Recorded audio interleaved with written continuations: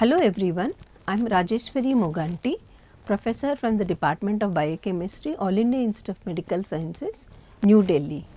The module we are going to do today is on protein structure function, and this is with the example of globular proteins, that is myoglobin and hemoglobin. This comes under paper 4 and the module number is 8. Okay, now you know that the structure function relationship is the most critical part of the understanding of pathology, because the importance of the folding is so much that if it is a protein is unfolded or it is partially folded, which will not do its normal cellular function. Therefore, what happens if it does not do the normal cellular function, it can lead to pathological condition. It is not that all the proteins, even with a small little deformities, can lead to a pathological condition, but structure function relationship nevertheless plays a vital role in understanding the physiological function as well as pathology. So, with this introduction, we are going to do the same understand the structure function relationship in view of a classical example, that is a myoglobin and hemoglobin. Okay. So, the objectives are that folding of the globular proteins, understanding, then hemoglobin in general, then of course myoglobin, then hemoglobin in concern with the transport of storage, like whether the why myoglobin acts as a storage and while hemoglobin acts as a transporter for oxygen, and also how the CO2 is expelled and then how does it is been in exchange of the oxygen occur. That is number 1. The number 2 is that the hemoglobin, what are the active sites in hemoglobin? When you talk about the structure, you need to see that what are the sites that which can bind, oxygen can bind, or when it is a tetrameric form, what kind of interactions are taking place. So, all these things we will be doing it in this module, and how the mechanism of oxygen binding can occur both in myoglobin and in hemoglobin.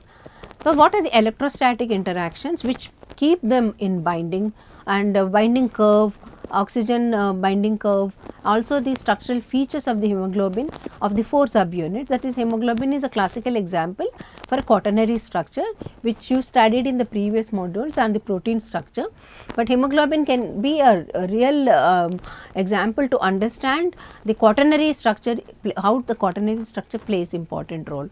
Then of course, later on we will be studying the sickle cell anemia and other hemoglobinopathies, and also allosteric effects. How can these hydrogen ion, CO2, chloride, these can have effect on the binding of oxygen, and therefore in turn can have an effect on the hemoglobin. So, the pathological association because of the loss of the structure can be very well understood by taking the example of hemoglobin and myoglobin. Because these are the examples which I have given you on the slide, that it shows that how the different shapes can have different role. For example, if you see, the protein can have a primary structure which leads to a secondary structure, that is alpha helix and beta sheet, then in turn that forms a tertiary structure, that and then the quaternary structure. So, the same way, just like in any other kind of normal items, you see that different shapes are there. Protein also can have different structures, shapes, and which can lead to different cellular functions. Now, this is one example to show that diverse is the structure, diverse is the functional diversity. And again here you can see that number of proteins I have shown you on that thing, that mechanism of the strength of the protein or the shape of the protein depends on its structure. So, the function regulation of these enzymes like catalysis, defense mechanism, transport of ions or a transport of small molecules, signal transduction, all of them actually function based on different structural aspects, and therefore different diversity in the function. Folding actually dictates the structure and the structure leads to the function. So, how does a folding occur? There are a number of theories which you studied in the previous one. I am not going into details, because here objective is to take the examples and do with the hemoglobin and myoglobin. See, the unfolded one is like any coiled or it could be any other form. But during the protein is synthesized, there are number of theories, but one of them is that during the protein synthesis, the protein starts folding on the when it is on the ribonuclease, and then of course it forms into a globular or any other. Right now we are talking about globular structure, which we call it as the folded structure. But when it is under any other denaturing conditions, it can lead to an unfolded condition which is not functional. So, the folded structure actually dictates, it is written inside that folding leads to a structural native folding dictates this native structure, and the native structure actually dictates the cellular function. So, this is the dogma or the central part of the protein structure function relationship. Now, here now I have shown you that what are hemoglobins. Now, hemoglobin is actually a globin plus heme. Globin is the protein part, which is also called epiglobin, then heme, that is the chromophore, and then it combined with an iron at the center forms a hemoglobin, that is a cellular, that is the main content of the red blood cells. Now, the hemoglobin is a classical example with four polypeptide chains, each one having A to H helices, and then active pocket sites are also there for each molecule: oxygen, carbon monoxide and nitric oxide. Now, the function of the hemoglobin is to oxygen transport, and while storage is mainly done by the myoglobin. Now, for example, if you see the oxygen in transport, first the oxygen, you can start from this right side picture which I shown you, that the oxygen enters the lungs. There are two things. One is the oxygen enters the lungs and that is circulated to the periphery tissues, and the periphery tissues actually there is carbon dioxide generated and that comes to the lungs for expel. So, this is a circular reaction which every time the HB enters, it brings the it takes the oxygen and enters the reaches to the peripheral tissue where oxygen is released and it carries the CO2 to the lungs so for expulsion. So, this continuously happens and that is how the hemoglobin actually functions in terms of the transport of oxygen. Now, the kinetics, affinity and transports are linked, that these are the red blood cells which facilitate the diffusion, for example, in mitochondria Hb plus O2, which has on the reaction, on forward reaction K on, backward reaction K off. So, the oxygen binding constant KO2 can be written as K on by K off or K1 by K2 also can be written. Now, the Hb association constant, if you see that alpha alone has 1500 and beta alone has 2600, but first oxygen is binding with at an atmospheric pressure of 50 to 60 atmospheric pressure, and the fourth one is actually 3000 to 6000 atmospheric pressure. So, look at the increase in the binding site of the fourth one as compared to the first one. This is what is known as the cooperativity phenomena, and which is clearly explained on the basis of hemoglobin quaternary structure. The P50 are the half binding of the oxygen, 50% where the atmospheric pressure is 50, that binding is 50, is about 27 millimeters of mercury. Whereas, in case of the myoglobin, it is only 2 to 3 millimeters of mercury and the binding constant is only 1500. Therefore, myoglobin actually cannot transport, whereas the hemoglobin can transport, and therefore, myoglobin in other words cannot transport, but it can only store because it has a high binding site, binding capacity. So, it keeps binding, but never releases the oxygen. There are two different pockets, that is in the muscle oxygen storage is shown, releases to the mitochondria for oxidation, and the first protein third structure, three-dimensional structure was actually done by the whale myoglobin by John Kendrew, one of the pioneering and who received Nobel Prize. The secondary structure is having 8 helices, and this is similar to that of the hemoglobin. The active site is a heme ion where ligand binding occurs in the distal pocket. Similarly, heme protein linkage has a covalent bond between iron and histidine, which is in the proximal.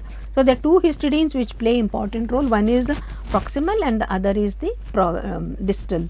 The active site of the heme pocket, and distal histidine is shown clearly here as I pointed out, and the proximal one actually makes a interaction or the binding with the iron. So, this way it actually porphyrin ring actually lies in the center of the two, between the two histidines, and therefore it forms an interaction with the histidine molecule. Oxygen binding of the myoglobin and electrostatic mechanism. Nevertheless, the oxygen is released and CO2 is carried, but how does it happen in a myoglobin? Now, the myoglobin electrostatic interactions, it has been shown here that in case of the this is one of the earlier research done by the Phillips and Olson and Phillips, and this shows that there is a distal interaction between the distal histidine and then the proximal histidine with the myoglobin. Now, this very important oxygen binding curve, myoglobin curve in the tissues. What you plot on the x axis is the partial pressure of oxygen PO2, and on the y axis you do the percentage of saturation, and this shows that if you see that in case of the oxygen dissociation curve for the myoglobin, it is about 50% of this thing occurs at P50, indicates 50% or the half saturation. So, the higher the P50, its lower affinity, that means it can release but it cannot bind, whereas in case of the myoglobin it is at 20 millimeters of mercury. Myoglobin is already a 90% saturated, so it only acts as a storage but not as a good for releasing the oxygen when it is required.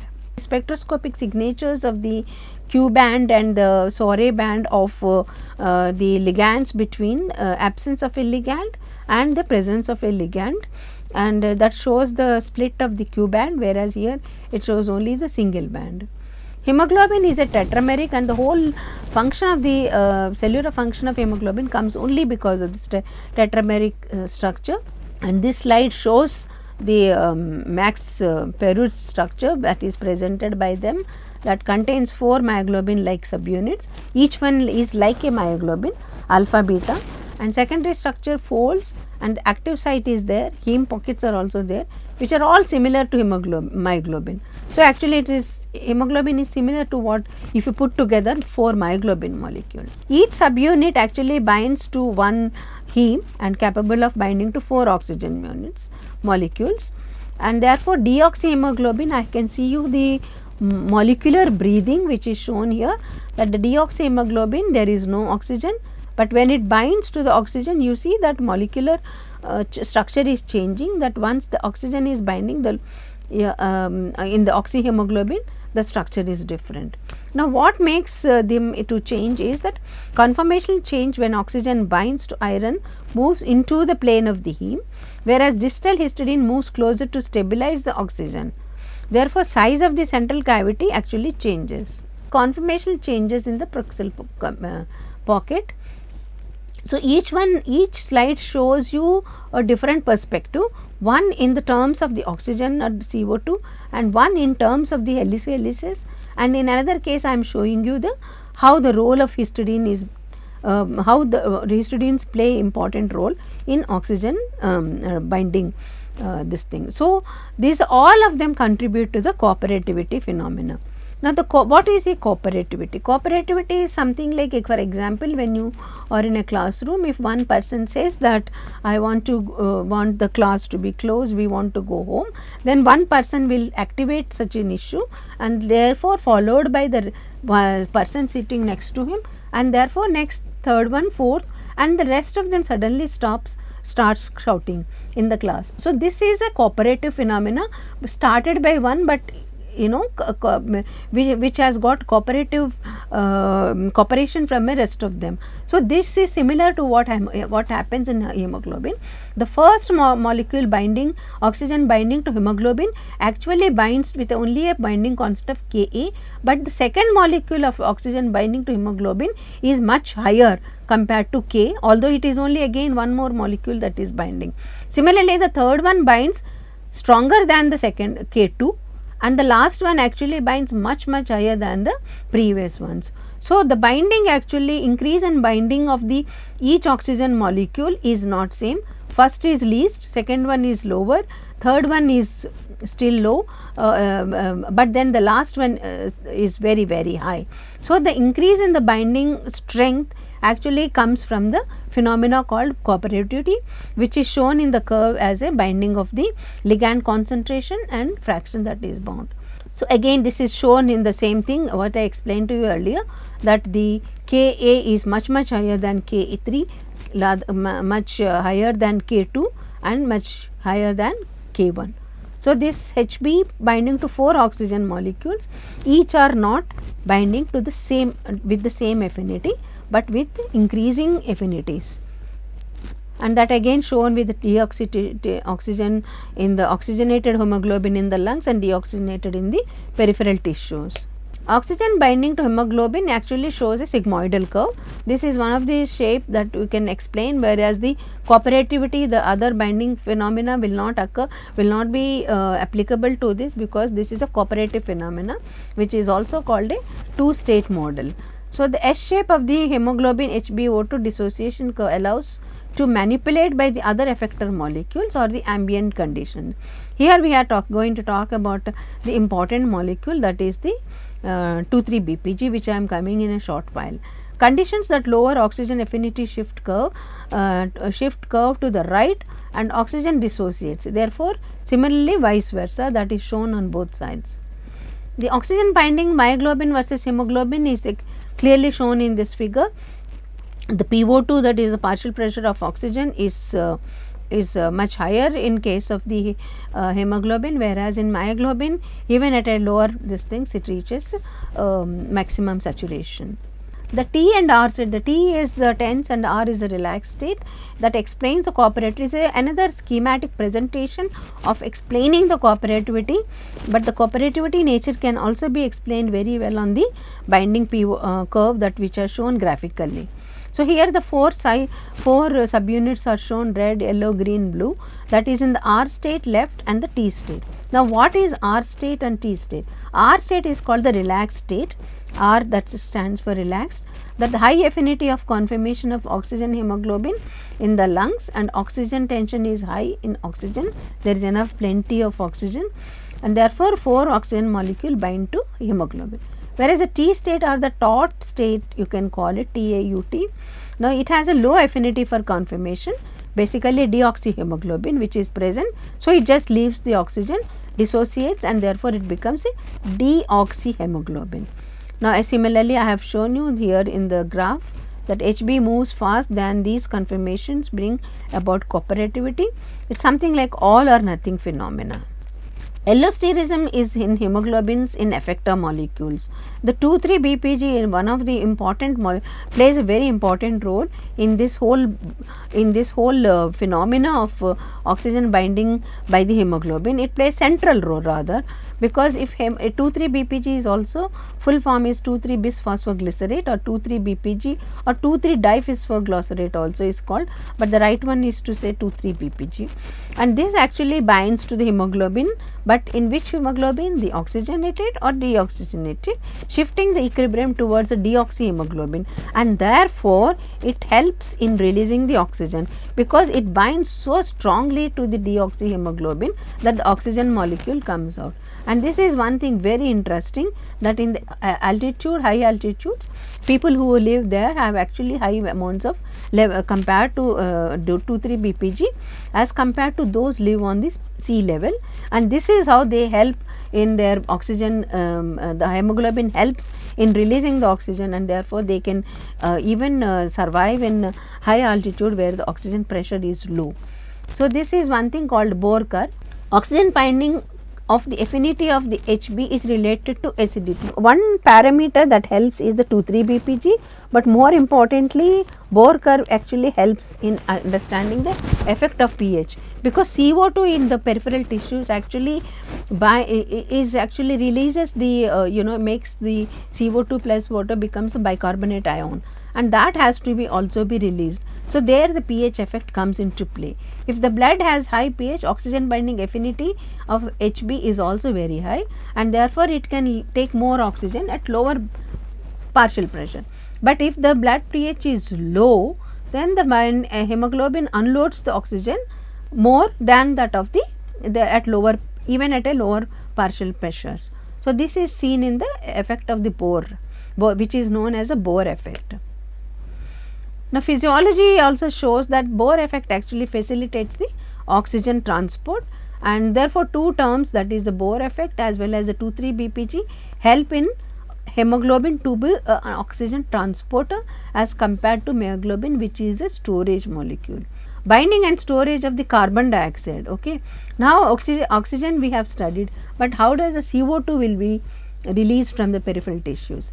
Metabolically, as I mentioned, that the CO2 actually binds with the amino group of the N-terminal amino group, and then that binds, therefore releases makes the NH2 into RNHCOO, which I shown you in the diagram, and releases the proton, and this proton actually binds to hemoglobin, which influences the HB to unload oxygen. So, the graph I have shown on the right, that oxygen pressure, partial pressure of oxygen versus hemoglobin, you see that if you have a high CO2 which leads to low pH as compared to low CO2 which leads to high pH, and this actually helps because HB can unload the oxygen because it prefers to bind to proton. So, when it is unloading or releasing the oxygen, it helps to it actually binds to the proton. Therefore, CO2 also produces protons, and therefore, when it dissolves in the blood plasma, CO2 is in the lungs, therefore, in the peripheral tissues which has to be released to the lungs, CO2 plus water gives bicarbonate plus proton, and this proton actually binds to hemoglobin. So, it is a beautiful mechanism that is happening every minute, every second in transport of oxygen and release of CO2 from lungs. Allosteric effect, this is what is called allosteric mechanism, that site, that is allosteric means actually a site which is away from the binding site, that is called allosteric. So, there is another ion which is called the chloride ion. This also nevertheless not so important, but as compared to that of proton and 2,3-BPG, but still important. Reduces the oxygen affinity of hemoglobin, shifts the dissociation curve to the right, therefore, by stabilizing the T structure. So, all this mechanism is shown in the figure. No binding to any specific site. 26. The effect of 2,3-BPG allosteric feedback are shown clearly, and in comparison or in combination with R state and T state, which I have shown in schematically in this figure. So, effect of BPG allosteric feedback mechanism. What happens in the high altitude? Humans at high altitude have high concentration of BPG, which forces the hemoglobin to release more oxygen, therefore, they can survive very easily. This is called the root effect or the fish.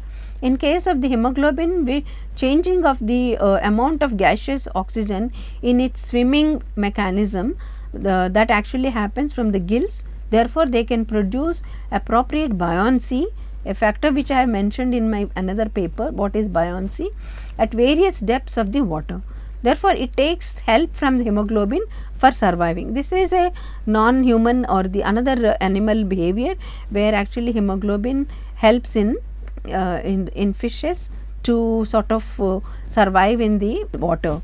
Fish actually releases enough of the lactic acid into the bloodstream, and therefore, lowers the pH significantly.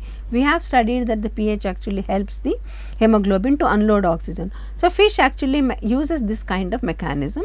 A similar mechanism what we use in the Bohr phenomena can also be explained in fish. Structure function relationships actually can help in understanding the rotation of the alpha 1 beta 1 with respect to alpha 2 beta 2, because the 4 subunits have actually two each one can with respect to each other make a 15-degree angle. So, this is another way of explaining in terms of their rotation. So, the structure function relationship in case of the hemoglobin in terms of the helices can also be explained, that is F helix motion is possible due to the in concert quaternary shift that moves to the alpha 1 carbon to beta 2 Fg contact one turn along the 1 alpha helix. Now, understanding, so far we understood how actually the hemoglobin helps in releasing the oxygen and helps us to survive. But what is more important is to understand the pathological condition which is popularly known as a sickle cell anemia. This is one of the hemoglobinopathies. There are others also, but more commonly seen is a sickle cell anemia. What happens in sickle cell anemia? As the name suggests, the cells, red blood cells, instead of having the globular or the concave sort of structure, they actually become like a sickle. And therefore, the cell does not survive and this oxygen cannot be released, and therefore, the patients have a problem in surviving. This is also mainly because it can be explained in a very simple terms on a fundamental change is that glutamic acid present in the 6th beta chain of the 6 at the 6th position actually is changed to valine. So, that change actually leads the conformational change, because glutamic acid is a hydrophilic amino acid and valine is a hydrophobic amino acid. So, that change, one change in the amino acid can lead to a structural change, so much so that there is a hydrophobic chain, hydrophobic side chain of the valine comes on to the externally exposed onto the surface, which does not allow the cell to the structure to form globular structure, and therefore, the hemoglobin no longer stays in the globular shape, and therefore, it does not bind to the oxygen as it is supposed to be. Therefore, the cell becomes sickle and fragile. This is can be understood in terms of the oxyhemoglobin and deoxyhemoglobin, which can be seen in that normal hemoglobin and oxygenic hemoglobin. If you have mutant hemoglobin, which actually has two protruding sides, that protruding sides actually are not so bad, but in compared to its deoxyhemoglobin on the right hand side, you see that happens to it creates two more these things binding sites. Therefore, the rest of the other deoxyhemoglobin actually forms a nicely packs with each other and aggregation is formed, and these patches actually lead to the aggregation and therefore polymerize, and those fibers are actually results in the sickling. That is the main cause of sickling, although it is the origin is the hemoglobin structure. So, the mutation actually exposes the hydrophobic patch, as I told, sticky patch at the corner of the tetramer, and that tetramer in case of the deoxy actually forms it helps in formation of the aggregate, and therefore, it cannot form a complex, it cannot give any more help in normal hemoglobin function. Let me summarize that I have explained to you the structure function relationship with a classical example of myoglobin and hemoglobin. Now, what we have understood is the folded conformation of the myoglobin and hemoglobin actually evolved to support their function in different conditions, that is through directed mechanism of oxygen binding. Now, with single subunit, the myoglobin actually binds to the oxygen and at a very low oxygen pressure, partial pressure of oxygen, and therefore, it actually helps in keeping it as a storage protein. Whereas, hemoglobin is actually tetramer and therefore, it has a cooperativity phenomena which I explained, which comes out of the mere reason that it is a quaternary structure which finds its stability from the binding between 2 alpha and 2 beta subunits. Further, each oxygen binds to each subunit with a different affinity, the first one with a lower affinity and the last one, the fourth oxygen, with a higher affinity. This is the cooperativity phenomenon. So, what I am trying to tell you that we have studied the hemoglobin structure and also understood its function and the release of the binding and regulation of the oxygen binding capacity with the help of different molecules, not just by having the quaternary structure, but in addition to that a number of parameters that play a role, that is the proton, Bohr effect, chloride and CO2, also the 2,3-BPG, which play important role in binding, in helping the hemoglobin to bind and release the oxygen at different times as per the requirements, whether it is lungs or the peripheral tissues. So, this module is actually a classical example to understand structure function relationships. Changes in any of these properties that actually perturb the requirements of the conformation, and that can result in abnormal hydrogen loading in pathological condition. For example, sickle cell anemia, there are others also, myoglobinopathies are also there, but in main classical example of the sickle cell anemia, where the one amino acid changes from glutamic acid to this thing actually leads to dysfunction, cellular dysfunction, and therefore leads to pathological condition. This module is actually prepared by Dr. Suman Kundu, professor at the Delhi University South Campus, but due to technical reasons I am presenting this module. Thank you.